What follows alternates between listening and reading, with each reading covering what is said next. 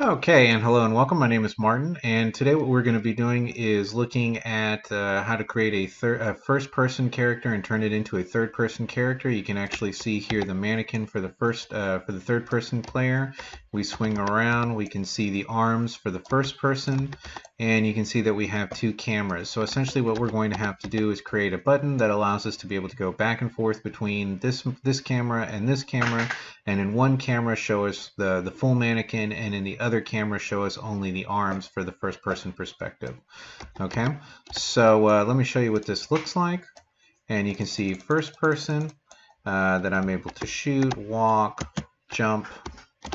Okay, and if I hit the letter T, that toggles me to a third person perspective, which I can still walk, I can shoot, I can jump, and I can see where I'm going now. Oops, didn't make that. Okay, so we can shoot and jump and just about everything we need to do. Okay, so let's go ahead and show you how we did this.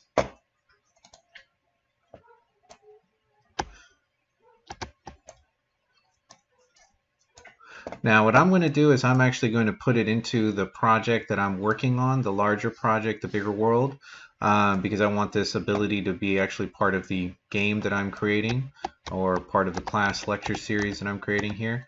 So we'll see that we're starting off with a first-person character, and we're going to go ahead and turn that into a third-person character. So if I push play, just about all the stuff that we need for the first-person character is here, and you see that all that is functioning correctly. Okay. So what we'll need to do is, and also before we start, what we'll need to do is go to Epic Games, and you're going to need to go into the marketplace if you haven't downloaded this one already. And this is a free pack, so we're looking for the animation starter pack. The mannequin that we're going to be using is going to be coming from this library. So if you don't have this library, you won't be able to access or create the character that we need for the third person. Okay.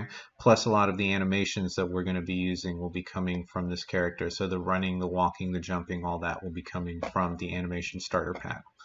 All right.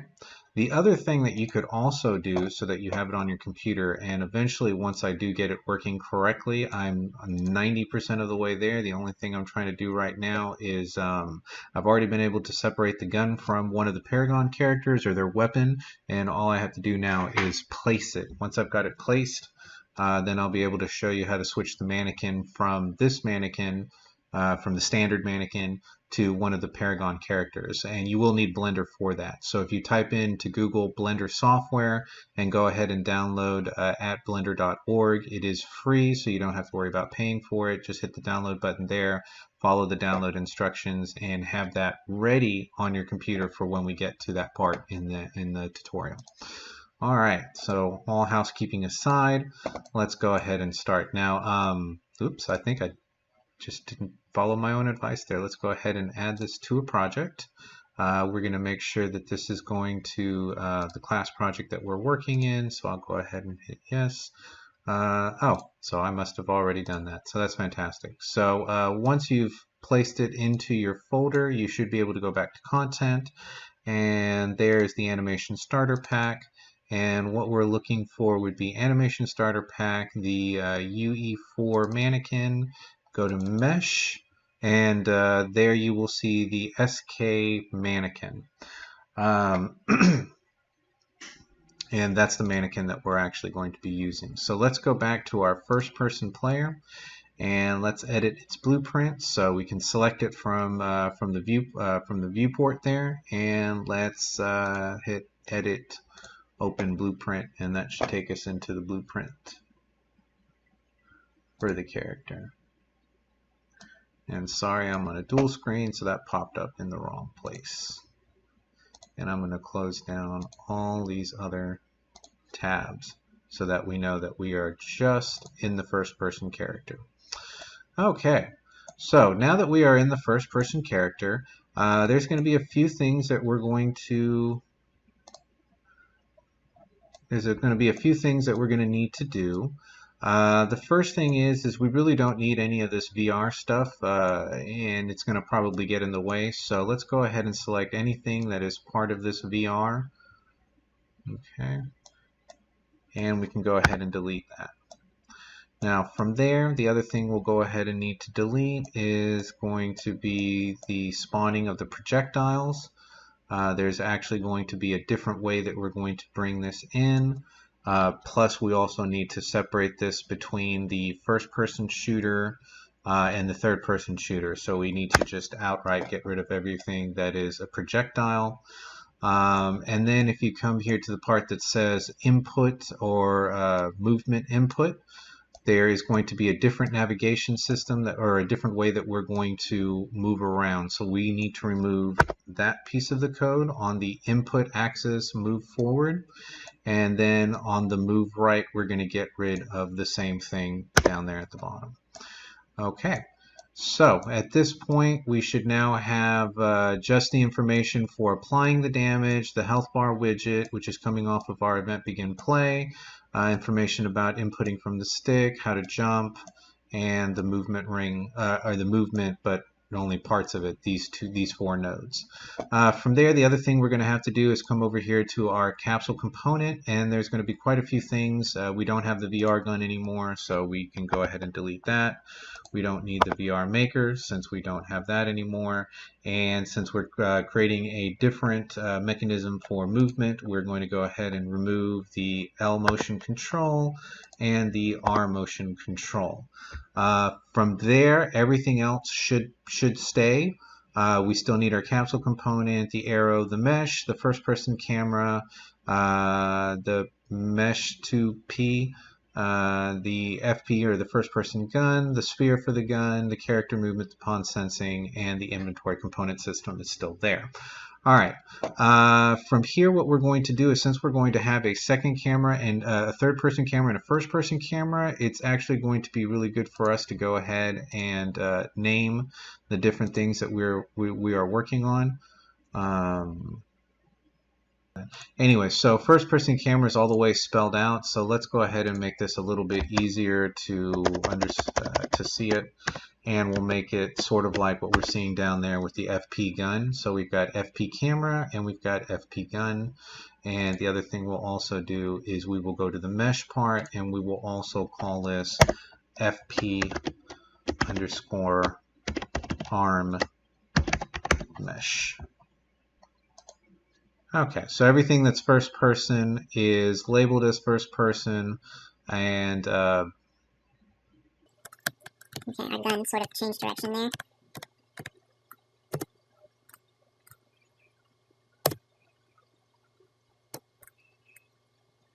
Okay.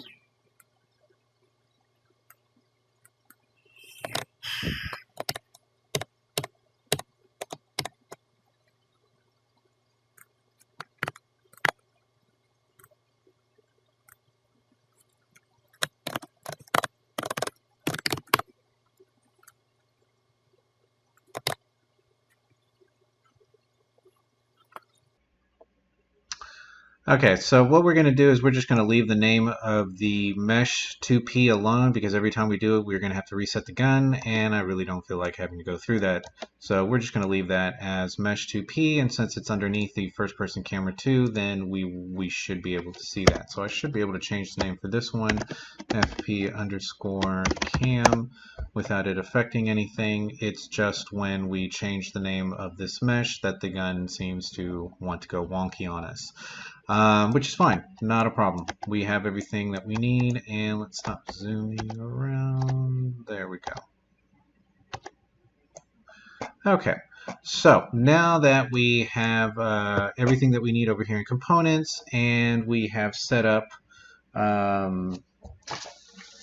that, we now need to go ahead and inside of mesh inherited, if you're not seeing this, you're going to go to add component and type in skeletal, and you're going to bring in what's called a skeletal mesh. That's going to look like a little character with the word mesh behind it. If that's already there, then go ahead and click on it, and we're going to come over here to mesh, and we're going to be looking for sk underscore mannequin. Okay, and the mannequin is going to be the full mannequin right there. And let's go ahead and select that. That should bring them in. And as they come in, they're obviously not going to be in the correct orientation. What we're going to want to do is select the mannequin and bring it down to about arm level. Of course it did. It grabbed everything. I just want the one. There we go. Okay, and the other thing we'll want to do is make sure that the feet are lining up with the bottom of the capsule. That will make sure that every time it spawns in, that it will put the feet roughly at about the right place. Now the other thing that I've also noticed about doing this is that the rotation, if you try to do the rotation from here, it doesn't usually hold up, and it makes the character look like they're coming in walking sideways. So what we're going to do is, with this selected, we're going to go into the construction strip, and we are going to grab the mesh, drag an instance of that out on the floor, and then we're going to type in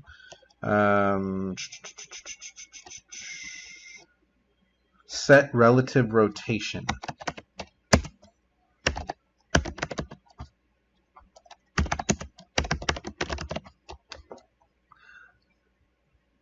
Okay, and we're not looking for the actor one, we're looking for set relative location, and then we're going to set the target as the mesh,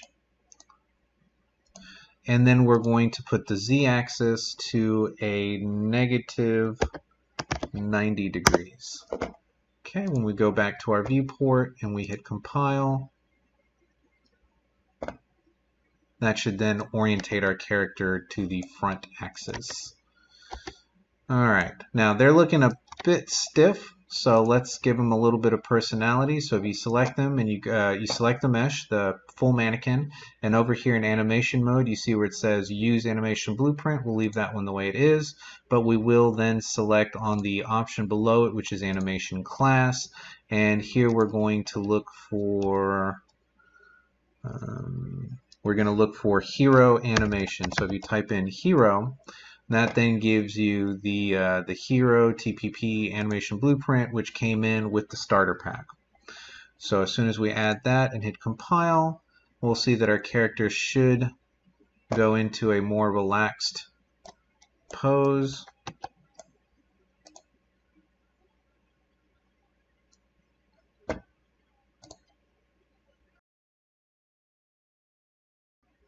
Okay, well, we'll see the animation here in a little bit. What's more important is that we actually get the arms to be in about the same position. So I'm going to zoom in a little bit and selecting not the mesh, because if I grab the mesh, it'll move just the arms, not the camera. I want to grab the cameras because the cameras have the arms underneath them. They are tucked in.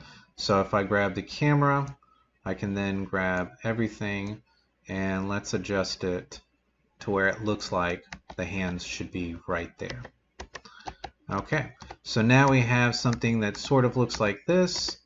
If we need to, let's see, that actually looks pretty good, like it's coming off of the right side of the head. If we needed to, maybe we'll adjust that a little bit more there, and it looks like where the character's arms should be.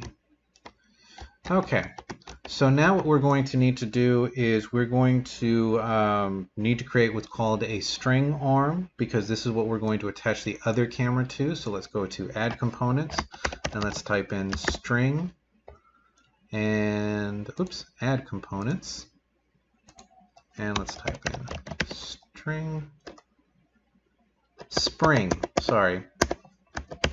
can't read my own writing. Okay, so we're going to look for a spring arm. We're going to add that.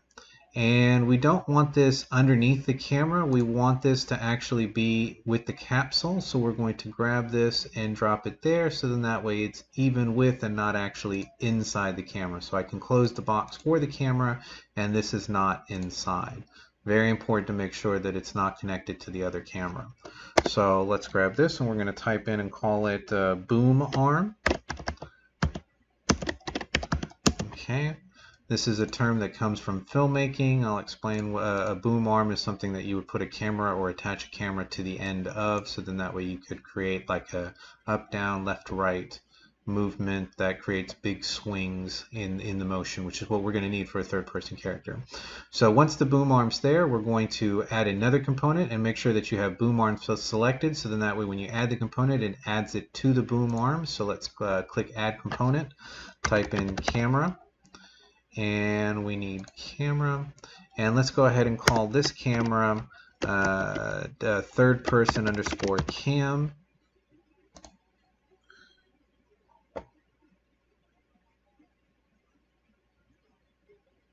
All right, and then the other thing we'll do is go ahead and adjust this but it looks like it actually came in pretty well.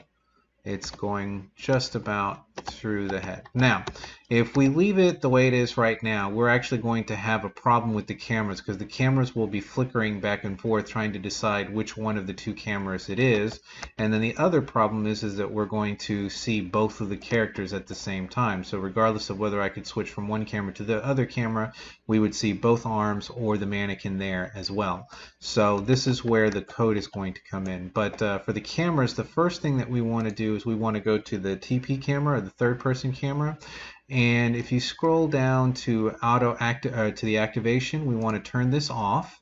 And what that'll do is it'll make sure that that this camera is not activated when the game starts, and that we're using just our first-person camera. And then with the mesh, we're going to want to click on it, and then we can scroll down to its rendering settings, which are, where are they? There's rendering. We're going to need to open up rendering so that we get all the extra options, and we want to see by default camera or owner no C. And what that's going to do is it's going to make the mesh invisible when we push play to start the game. So let's go ahead and hit compile and save, and let's check to see if indeed. Okay, so now it looks like a first-person shooter. We have not added the ability for the shooter to be able to. Oh, we also don't have motion yet on him either. But we do have the first-person shooter, and we're not seeing any of the third-person stuff. So let's go ahead and hit escape, and let's go back now and get this fixed up. Oh. One more important thing before we go on that third-person camera, there is an option called on the camera boom. So we have to be on the camera boom. Use pawn control rotate. If we don't have that, this is going to not rotate with the character, and it's going to look like it's stuck in one position as opposed to following the back of our character's head. So we do need to make sure that that is clicked. So let's hit compile and save.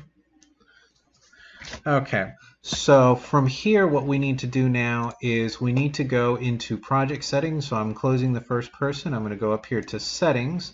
I'm going to go to project settings, and we need to create a button that is going to toggle now back and forth between one view and the other. So in the left hand side, you're going to scroll down engine all the way to input, and in input we've already created a few of these. We have one for the interact, which is the E key, I believe. I'm not quite sure what the E key was. Oh, it was picking things up for us. It was the interact. And then from there we have the tab key, which brings up our inventory. So let's add another one underneath action mapping. This one we're going to call perspective toggle, or toggle perspective.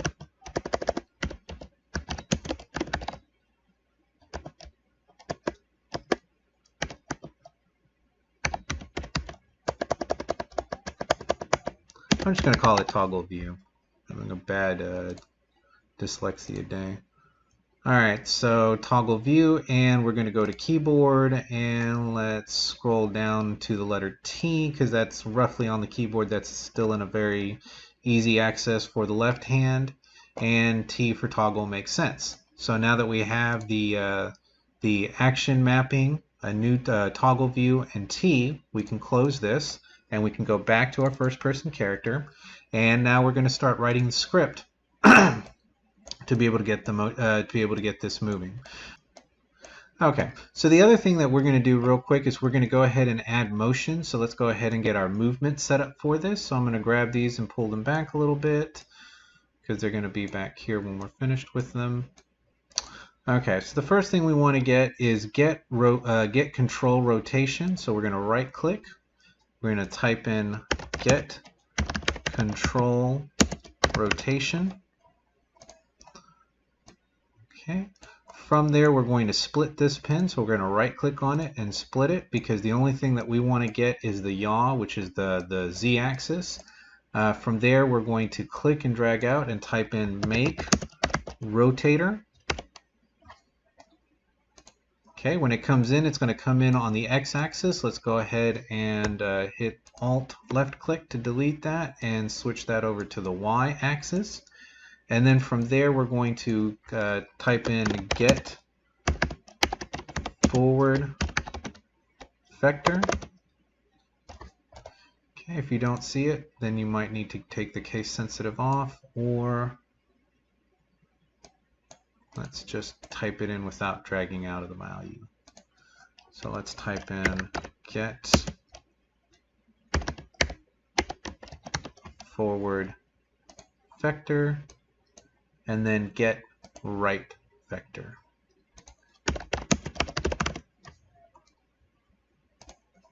Okay, so one of these basically is going to be telling the character whether we're going forward and backwards, which is going to be the get forward vector. And then the other one is going to be telling the character whether we're moving right or not, which is going to be the right vector.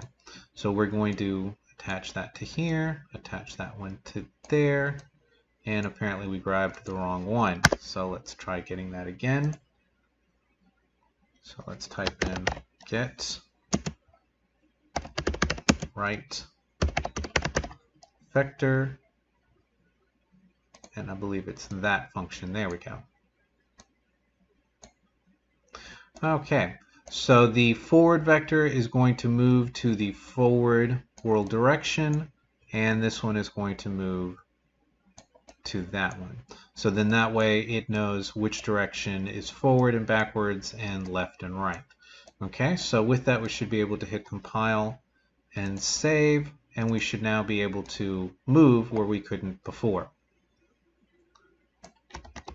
And we do indeed have the ability to be able to move around. Okay. So let's jump out of there. Let's go back to the first person character. So that then takes care of mobility. So now let's get to where we can switch back and forth between the different views. Okay, so to do this, the first thing we'll need to do is grab the toggle view event or the action input event that we set up earlier. So let's right click in the area. Let's type in toggle. And we're looking for the toggle view, which is the one that we set up. Okay. Now from there, we are going to need to create a variable. That variable is going to be asking the question, are we in first person? So we're going to create a new variable. We're going to leave it a Boolean, but we're going to type in the value FP, or first person,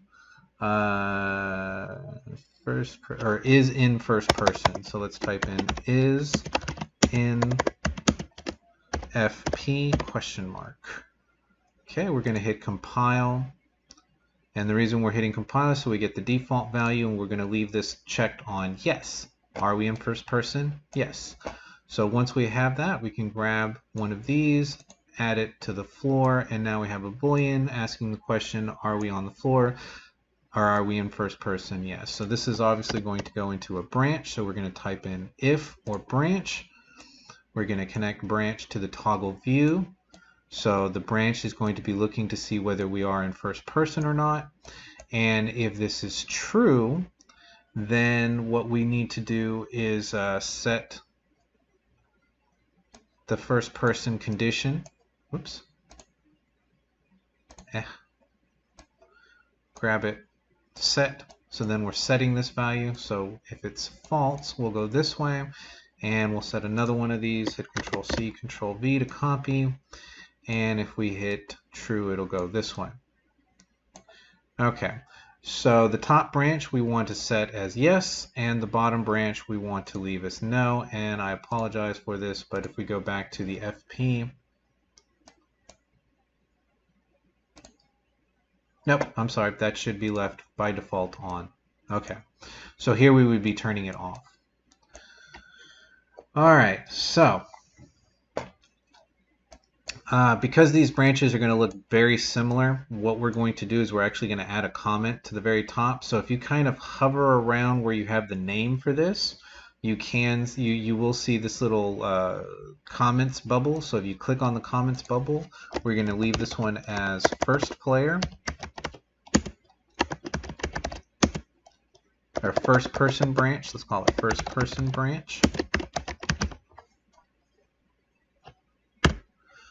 Okay, the other way we could get to this, if we have this selected, we can right click and there's the same nodes. So we're going to type this in as third person branch.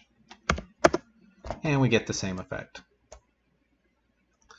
Okay, so now that we have those two there, the next piece of the puzzle is telling it that we need to be able to either see either the camera needs to be on or the camera needs to be off. So we have the third person camera here, and the first person camera is somewhere here. Oh, there's the first person camera. So with the first person camera selected, I'm going to click and drag that over. That's going to create an instance of it here. And what we're going to do is click and drag out and type in set active. Okay. Remember that there was an auto activation that came with the cameras. So this is going to ensure that the first person camera is going to be set to active when we go into the first person branch. Now, and we also need to click it to make it newly active. So every time we switch from one, because when the game starts, the camera's going to be there, first person. But once we switch to third person, it's not going to know to switch back to the first person unless we tell it to be the active camera again. So when we toggle back and forth, we're literally toggling back and forth the cameras and turning them on and off. So with this selected, with these two selected, we're going to hit Control-C, Control-V, which is going to make another copy of that. And on the third person branch, we're going to want this to not be on. So first person branch, every time we go to it, it's going to go to the camera and activate it. And every time we leave the third, or when we leave the third person or go to the third person, it's going to make sure that that camera is off. So vis-a-vis, what we'll need to do is do the same thing, but to the third person camera. So we're going to grab an instance of the third person camera. We can go ahead and grab a Control-C, a Control-V for the set activate. We'll connect to the set activate to this, add the camera as the target, and this time make sure that it is turned off. So the first camera turns on when we toggle to first person perspective, and the third person camera turns off. And we'll just copy this again, Control-C, Control-V, connect and paste, and here the camera should be on. Okay, so let me just clean these up a little bit and put a little bit of space between. Okay, so at this point we should be able to toggle back and forth between our cameras. We won't, it'll look a little weird because we'll still be seeing the first person perspective, or the first person character, because we have not toggled those back and forth yet. But let's see what this looks like.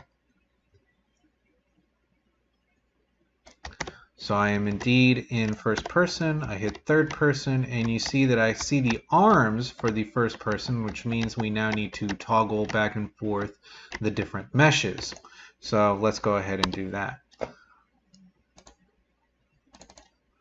Okay, so in first person view, we need to get the mesh for the first person, add an instance of that, and here we don't need to set it, we need to create the set owner no C. So set owner no C. Okay, but this is the first person mesh, so in this case we want to make sure that the character can see it, so we're going to leave that unchecked. Okay, So the opposite would be true down at the bottom. So we hit Control C, Control V. We can then connect this. Whoops. Can then connect that to here. And in this case, because we would be in third person view, we don't want to see we don't want to see the arms. All right, so now let's do the same thing, but for the other mesh. So let's grab the mesh that's the full body mesh, the full mannequin. We are again going to get a copy of the set owner no C, Control V to paste. We'll go ahead and connect, add the mesh as the target. And in this case, we don't want to see it. If we're in first person view, we want to see the arms. We don't want to see the full mannequin. All right, so we're going to do the same thing. Hit Control C, Control V. And here we're going to do the opposite. We are in third person view. We indeed do want to see the mannequin. So let's go ahead and hit compile and save and play.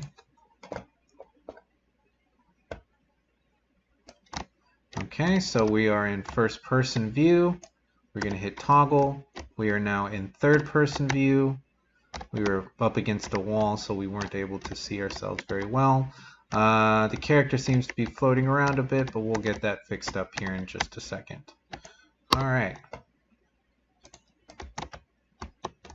So we can now toggle back and forth. The obvious problem with this would be the gun and the fact that it looks like the character is not holding one and doesn't have any animations. So let's go back and fix that. And real quick, I'm just going to tidy this up. Okay. So I'm going to use mesh. Blueprint. Should be the hero.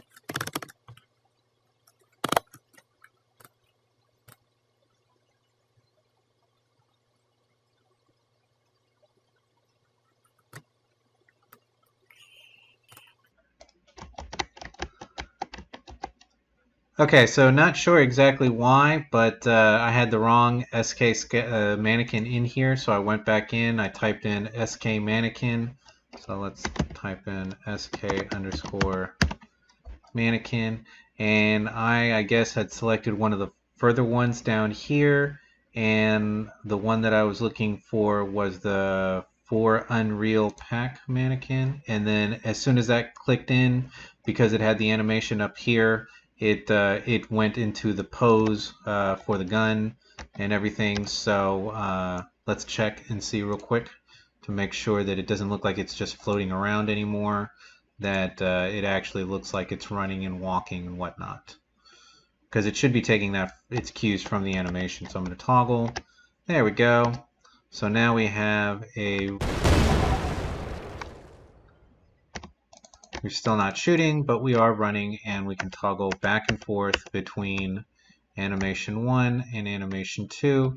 Now the problem, of course, here is that we're still seeing the gun for the first person character in third person, and you know, it looks okay, but it's obviously in the wrong place. So we're going to go ahead and toggle that also on and off. Oops, let's hit escape. We'll go back to the first person blueprint. And let's go to the FP gun and back to the event graph. So same thing that we've been doing here. We're going to grab the first person gun. We're going to say owner can't see or can see, Control C and copy. In first person view, we do want to be able to see the gun. In third person view, we do not. So let's hit Control C, Control V. In this view, we do not. Okay, so here we do want to see it. Here we do not want to see it. Let's hit compile and save. Okay, let's push play. Okay, we're in first person view. You can see now that we do not have a gun in our hands, even though we are walking around like we do. And if we were to toggle back in the other direction, we get our first person gun back. Okay, fantastic. So we're going to leave the video at that. This video has already gotten pretty long. What we'll do in the next video is we'll add the gun back to the third person player. We'll show you how to add the gun in the third person player, and we'll also make it shoot since we don't have either one of the two guns shooting in this particular example. So hope you enjoyed the video. Have a wonderful day. Bye bye.